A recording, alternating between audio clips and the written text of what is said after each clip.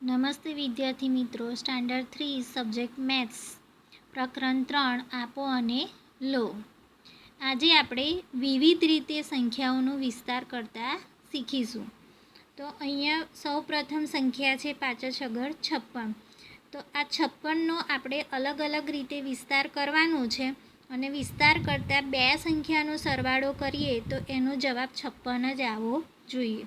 તો સૌ પ્રથમ આપણે એકમ અને દશક છે એનો વિસ્તાર કરીશું. તો એકમમાં 6 છે એટલે 6ના 6 જ રહેશે અને દશકમાં 5 છે, એનો મતલબ કે 10 10 વાર 5 લઈએ એટલે 50 થાય. તો આ થઈ ગયો 56નો વિસ્તાર કે 50 વત્તા 6 એટલે કે 50માં 6 ઉમેરીએ એટલે 56 થાય. હવે શું કરવાનું છે કે 50માંથી 10 ઓછા કરી દેવાના એટલે અહીંયા નીચે 40 થશે અને જેવા અહીંયા 10 ઓછા કરીએ છીએ એવા અહીંયા પાછળની સંખ્યામાં 10 ઉમેરવાના. એટલે 6માં 10 ઉમેરીશું તો 16 થશે. તો 40 વત્તા 16 કરીશું તો જવાબ કેટલો આવશે? 56. એવી રીતે 40માંથી 10 ઓછા કરીએ તો અહીંયા 30 રહેશે અને 16માં 10 ઉમેરીશું તો અહીંયા 26 થશે. પછી 30માંથી 10 ઓછા કરીશું તો અહીંયા 20 થશે અને અહીંયા 26 છે એમાં 10 ઉમેરીશું એટલે અહીંયા થશે 36. તો 20 અને 36નો સરવાળો કરીશું તો જવાબ 56 આવશે. એવી રીતે 20માંથી 10 ઓછા કરીશું તો અહીંયા 10 રહેશે અને 36માં 10 ઉમેરીશું તો અહીંયા 46 થઈ જશે અને 10 અને 46નો સરવાળો કરીએ તો જવાબ 56 આવશે. હવે 10માંથી 10 ઓછા કરીશું તો 0 રહેશે અને અહીંયા 46માં 10 ઉમેરીશું તો 56 થશે અને 0માં 56 ઉમેરીએ એટલે જવાબ 56 આવે. એટલે ટૂંકમાં આપણે સંખ્યાનો વિસ્તાર કરીએ છીએ. આપણે આ 56નો વિસ્તાર કર્યો તો જે આગળની સંખ્યા છે એમાં 10 10 ઓછા કરતું જવાનું અને પાછળની સંખ્યામાં 10 10 ઉમેરતા જવાનું અને ત્યારબાદ તમે કોઈ પણ બે સંખ્યાનો સરવાળો કરશો બાજુમાં તો એનો જવાબ 56 જ આવશે. એવી રીતે અહીંયા જુઓ 8 8 84. તો આનો વિસ્તાર કરીએ તો એકમમાં 4 છે એટલે 4 જ રહેશે અને દશકમાં 8 છે એટલે 10 વાર 8 8 લઈએ એટલે 80 થશે. તો 80માં 4 ઉમેરે એટલે 84 થયા. હવે 80માંથી 10 ઓછા કરીશું તો કેટલા થશે? 70. અને આ બાજુ 10 આગળ ઓછા કરીએ છીએ એવા પાછળ 10 ઉમેરીશું તો 4માં 10 ઉમેરીએ એટલે અહીંયા થશે 14. હવે 70 અને 14નો સરવાળો કરીશું તો જવાબ આવશે 84. એવી રીતે ફરી 70માંથી 10 ઓછા કરો તો અહીંયા 60 થશે અને 14માં 10 ઉમેરીશું એટલે અહીંયા થઈ ગયા 24 અને 60 અને 24નો સરવાળો કરીશું તો જવાબ મળશે 84. હવે 60માંથી 10 ઓછા કરીશું તો અહીંયા 50 રહેશે. 24માં 10 ઉમેરીશું તો અહીંયા 34 થઈ જશે. હવે 50 અને 34નો સરવાળો કરીએ તો જવાબ 84 આવે.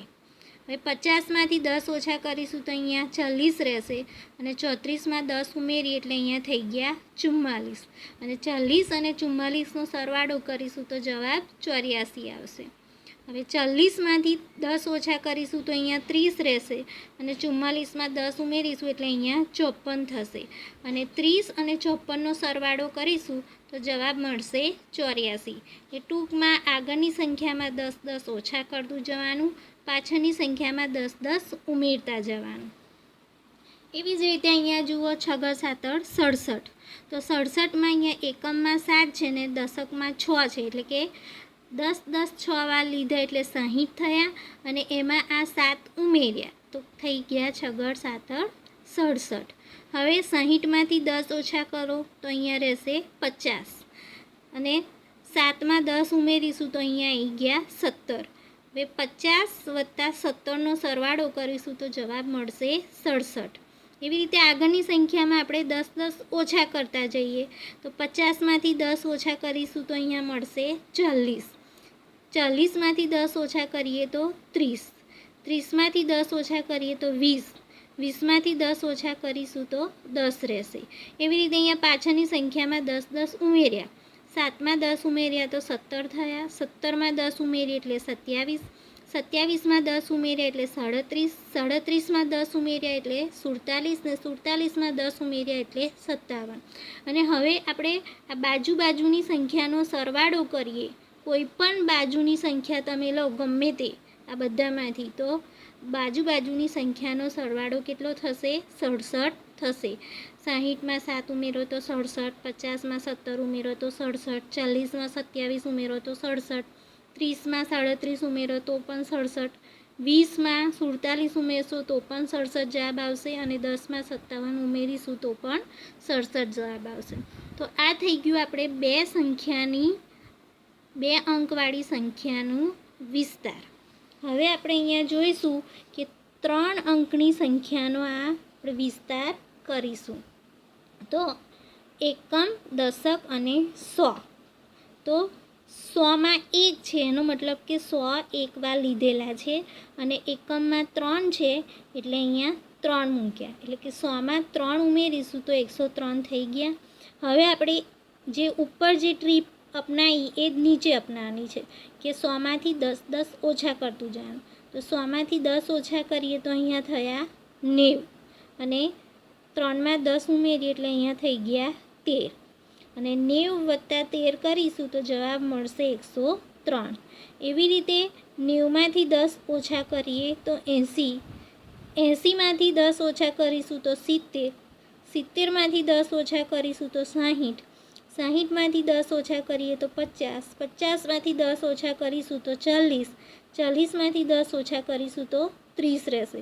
એમ આપણે 100માંથી 10 ઓછા કરતા ગયા. એવી રીતે અહીંયા પાછળની સંખ્યામાં 10 ઉમેરીશું કે 3માં 10 ઉમેરીએ તો 13, 13માં 10 ઉમેરીએ તો 23, 23માં 10 ઉમેરીએ 33, તેમાં 10 ઉમેરો તો 43, 43માં 10 ઉમેરીએ તો 53, 53માં 10 ઉમેરીએ તો 63, 63માં 10 ઉમેરો તો 73. આમ આગળની સંખ્યામાં 10 ઓછા કરવાના, પાછળની સંખ્યાઓમાં 10 ઉમેરવાના. હવે આપણે જોઈએ તો 100માં 3 ઉમેરીશું તો 103, 90માં 13 ઉમેરીએ તો પણ 103, 80માં 23 ઉમેરીશું તો પણ જવાબ 103 આવશે, 70માં 33 ઉમેરીએ તો પણ 103 જવાબ આવે, 60માં 43 ઉમેરીશું તો પણ 103 જવાબ આવશે, 50માં 53 ઉમેરીશું તો પણ 103 જવાબ આવશે. કોઈ પણ બાજુની સંખ્યાઓનો આપણે સરવાળો કરીશું તો જવાબ આપણને 103 જ મળે. એવી રીતે અહીંયા જુઓ 131 છે, તો આપણે એનો પહેલાં વિસ્તાર કરી દઈએ. તો એકમ, દશક અને 100. તો 100માં 1 છે એટલે કે એકવાર 100 લીધા છે, વત્તા તગડ એકડ 31 અહીંયા મૂકી દો.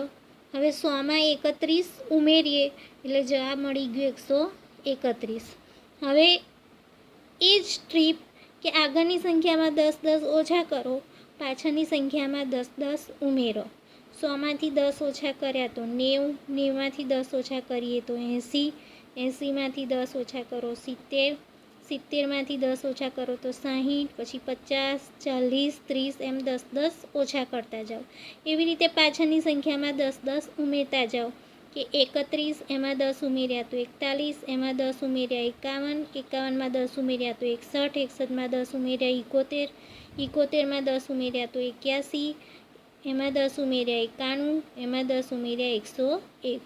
અને આપણે બાજુનો સરવાળો જોઈશું તો પણ આપણને જવાબ 131 જ મળશે. તમે 100 + 31 કરો તો પણ 131, 70 + 61 કરશો તો પણ 131, 40 + 91 કરશો તો પણ 131, 30 + 101 કરશો તો પણ જવાબ 131 જ આવશે. એવી રીતે અહીંયા જુઓ 245. તો અહીંયા 100ના સ્થાનમાં 2 છે, એનો મતલબ કે 100 2 વાર લઈએ એટલે 200 થયા, અને વત્તા એમાં કેટલા ઉમેર્યા છે? ચોગડ પાછળ 45, એટલે કે 200માં 45 ઉમેરીએ એટલે 245 થાય. હવે આપણે આમાં પણ શું કરવાનું છે? 10 ઓછા કરવાના છે.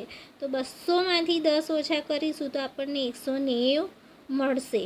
હવે આપણે આ પાછળની સંખ્યા જોવાની કે 190, 90માંથી 10 ઓછા કરીએ એટલે 80, ને આ 100 પાછા મૂકી દેવાના એટલે 180 થઈ ગયા.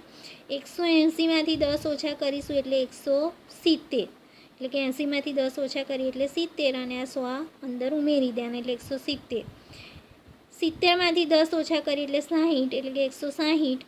160માંથી 10 ઓછા કરીશું 150, એમાંથી 10 ઓછા કરીએ 140 અને એમાંથી 10 ઓછા કરીએ એટલે 130. આમ 10 ઓછા કરવાના. પાછળ એવી રીતે 10 ઉમેરવાના કે 45માં 10 ઉમેર્યા એટલે 55, એમાં 10 ઉમેર્યા 65, એમાં 10 ઉમેર્યા 75, એમાં 10 ઉમેર્યા એટલે 85. આમ 10 ઉમેરતા આપણને છેલ્લે 115 જવાબ મળે.